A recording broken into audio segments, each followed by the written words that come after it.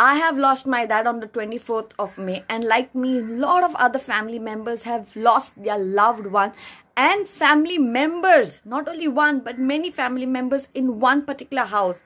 Our cases of death have dropped down, but not the positive cases. Have all the youth and the teachers been vaccinated? Is the government going to take responsibility if anything happens to them?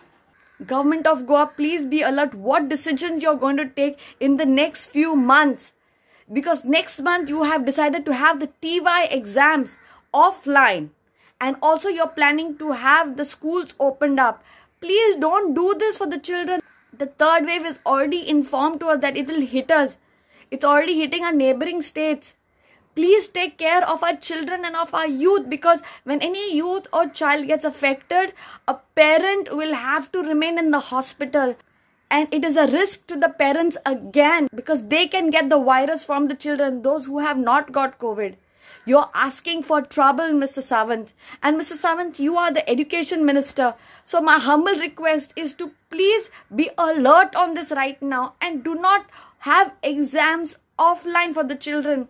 Please, my humble request, we are still grieving of our family members that we have lost. It is easy for you to just take protocol decisions and, announce it to the people. But we know with what tension and with what scare everyone is going through. There are a lot of youth who have lost their parents, whose parents are in the ICU, whose parents are in the hospital. They do not have time to study. Many of them also don't have internet at home because of the poor connection, and they have not been able to study because of that reason. The portions could not be completed. There are a lot of problems that people have been facing right now. But health is the most important factor, and our hospitals are overwhelmed. When I say overwhelmed, is they cannot handle it. All the medications that the doctors have a list of all the medicines that they give a COVID patient. But not all those medicines react on those people.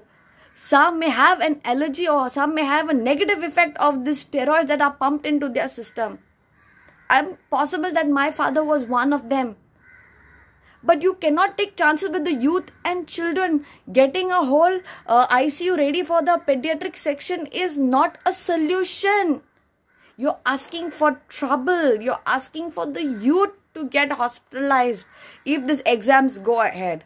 Requesting Ma'am Radhika, who is in charge of the whole university board, to please reconsider this and fight for the students. We have all lost our dear ones, and we do not want to see more youth coming in the hospital. As it is in a very disastrous state, and not everyone can afford a private hospital. I cannot afford a private hospital. That's why my parents, mom and dad, were taken into GMC. A lot of people said a lot of things to me. But no one comes out to help financially when you are in trouble. Trust me, no one comes out. And the government itself is not coming out to help any family members who have lost their dear ones due to COVID. People have lost breadwinners. People have lost family members earning in the house where they could have had a comfortable life. Those family members, even people like my dad who are pensioners, have died. Now they will not get the full pension. So how do we sustain our family? I've been jobless for the last 1 year. So how do I manage?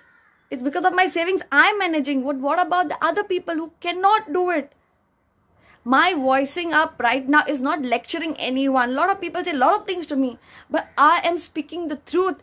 Because when you lose a dear one, only then you realize what you have lost in your house. And because of the negligence of our government, we have lost our dear ones. Because we've been fighting from day one, close the borders, be strict on the borders, and we were given a deaf ear. And now because the cases, death cases, I'll specify, death cases are lowering down, everyone saying, it's getting lowered. No, but people are still dying. People are still dying. There's still a lot of problems that's been happening in GMC and a lot of government hospitals around in Goa, as well as private hospitals. Not everyone can afford, and you're asking for trouble because youth are from all over Goa. You have rich, middle class, poor families who will all get affected. Please requesting the government to take a wise decision and have these exams online if it's so important. But trust me, education can take a break right now because this pandemic, this virus has hit everyone really, really hard. Really, really hard. Please do not play around with people's lives. Please, CM, please. You're the education minister too. Please take a wise decision and please have everything online if it's needed, but nothing where the children interact with one another, because they will carry out this virus from some way or the other, and we need to protect our children and the youth. Please, humble request.